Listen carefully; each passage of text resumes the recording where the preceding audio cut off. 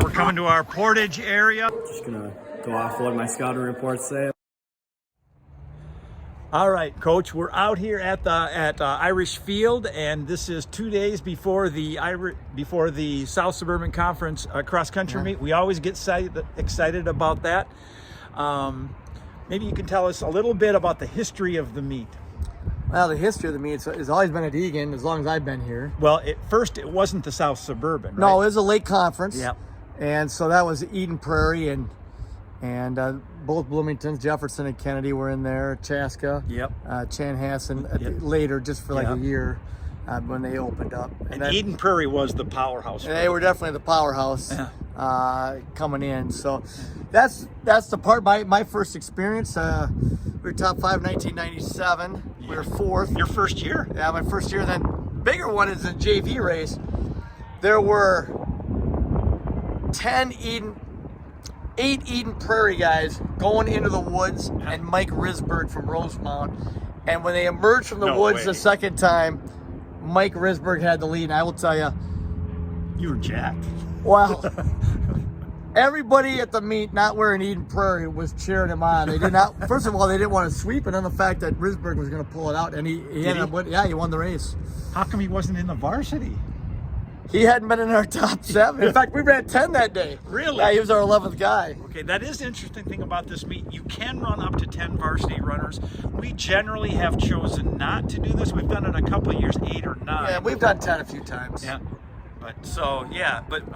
Just kind of depends on the situation. Depends on the situation. Yeah, we've done it kind of both ways. Yep.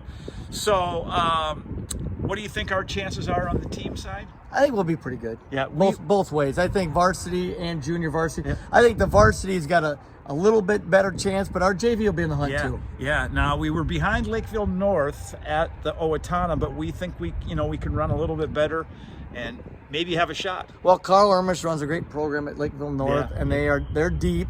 Yeah. And so I would say varsity and JV. Yeah, they are. So that's going to be a tall task on especially on the JV side. Varsity side, I mean, we beat them at Berg, but JV we did. But last year we got beat pretty bad there, and our guys rallied back at Egan, and it was a good contest. So. Now I've heard some rumblings from some of the JV guys. They think if we could somehow get over Lakeville North with it, we might jump back into the top 5 of the power rankings. There's a possibility. We would have to.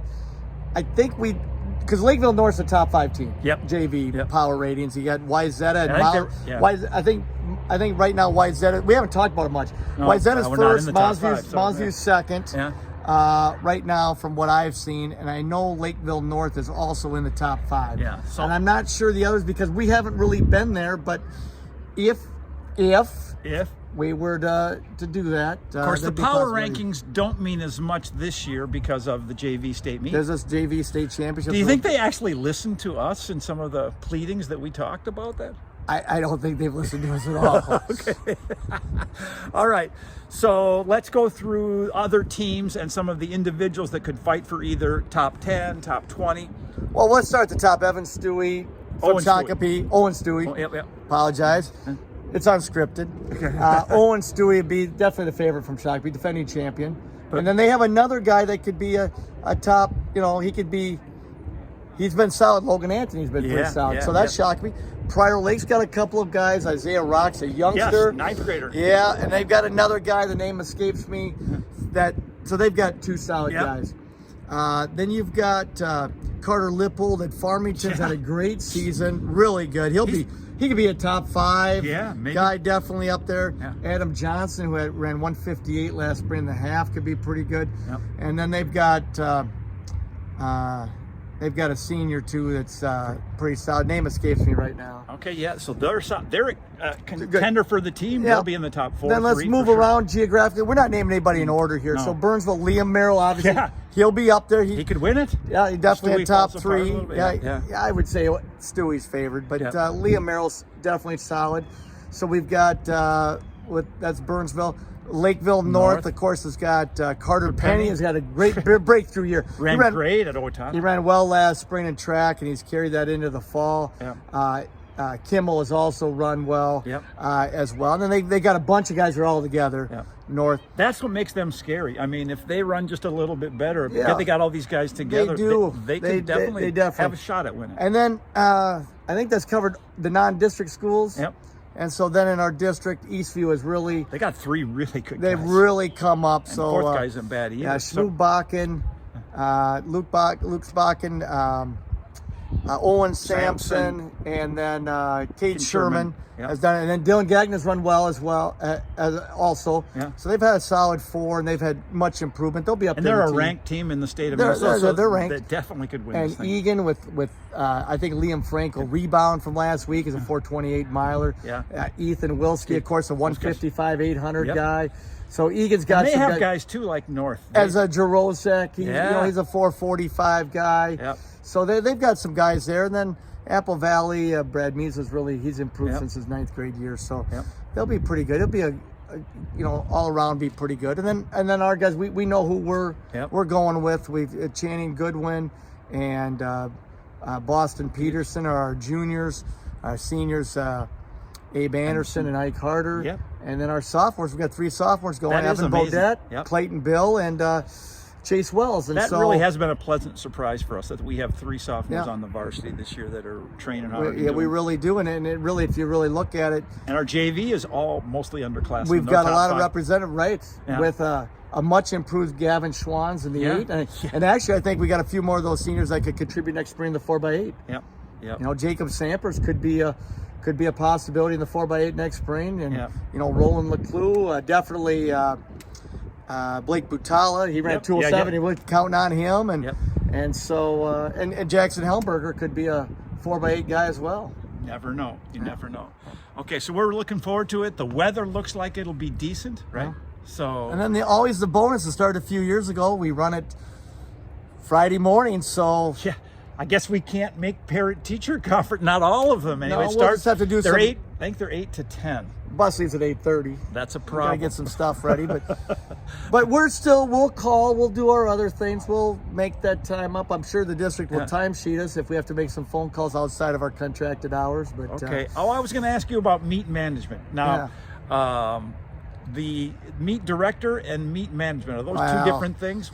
Who runs the deal? First of all, Greg Utek runs with South Suburban. Okay. So, and he's fantastic. In fact, I know a lot of meet officials. They will work meets if Greg Utek's in charge. So I know we're going to see Scott Stallman. We're going to see the Freeman brothers. Okay, we're going to see Raleigh Greeno Jr. We're going to see Beth Carlson. Essentially a hall of fame of meet officials. In our, they really are. It's a who's who. Dan Dorfel will probably start. Yeah. I mean, and I know guys, if they know Greg Utek is running the meet, they're going to go because they know it's going to be well run. Detail-oriented would be. Yes, and then Egan puts the meet on Rob Graham, who I believe you talked with him. Yep. We'll have Rob Graham on here. He kind of helps set everything with the Egan staff. So the Egan staff does that as well, and they do a great job. They do. We love in going fact, and running there. I want to say Shannon Johnson, that's when she ran at Eastview and was a standout at Montana State. She sets up, we send in pictures. They have it on the scoreboard for the results. Okay. They have team pictures and things up there. She gets that all organized. Egan does a first-class job. Sandy Setter is athletic director for many years, really well. And now Jason Elias is filling that role. And so Egan really, I got to put it. Love going there. Yep. I really do. Yep. So we're looking forward to the day. Again, some years it's been really cold and windy. There have been other years it's hot. It looks like it's going to be okay this year. Be solid. Be solid. Okay. It's always great for cross-country weather. We say here in Rosemont, doesn't matter the temperature, perfect conditions. There we go. See you, folks.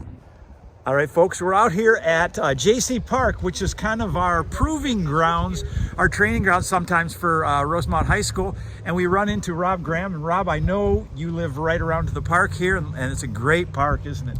Yeah, it's been a lovely opportunity. At least twice a year to see the Rosemount kids doing their meet prep warm up and getting ready. So now Rob is retired from teaching and also retired from coaching, and was the cross country coach for, well, gosh, how many years at Egan?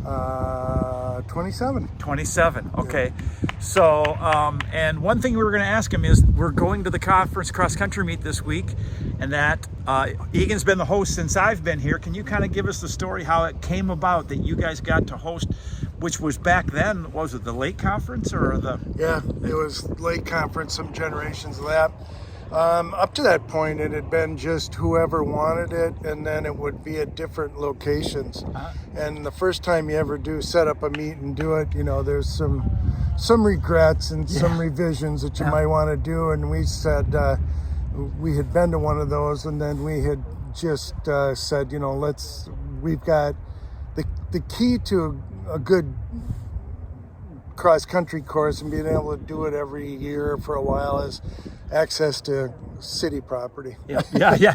And so golf courses come and go on what That's they want. exactly Let you right. do it. So what we ended up doing was we've got that at Egan, and we've got 4 different courses that we've had to change for a variety of reasons. For weather or years. different things. Yeah. No, it's really a unique course. We love running it. It's a challenge, though, and everybody needs to realize that it's a tougher course, because sometimes you hear people, oh man, I didn't run fast there. Well, it's just a different course. That's what cross country is all about. And so I love kind of going there and meeting that challenge. One of the things that Rosemount guys have figured out is that it's the world's fastest first mile out there.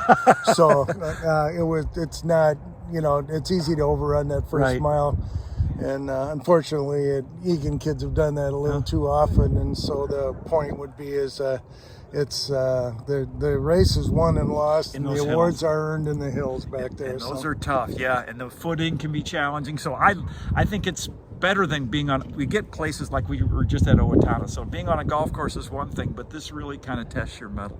Well, I appreciate it, Coach. Thanks. Irish fans, we've got Garrett Livingston. This is class of 2020, correct? Which is the COVID class. Yep. So you did not have your senior track season, is that correct? I did not know. Can you remember how that made you feel at the time? I was pretty disappointed, but I was signed on for a cross country and a track spot at my college, so I was okay. Tell us what you've been up to. So currently I'm a design engineering intern at Emerson Electric within their pressure and temperature group. Where's that at? It's in Shakopee. Okay. Yeah. Very cool. Do you do any training or racing? Not really. Okay. Were you going to run? I've been dealing with some injuries that have been long term. So, yeah, just working through those. Well, it's great to have you see you today. 45, 46.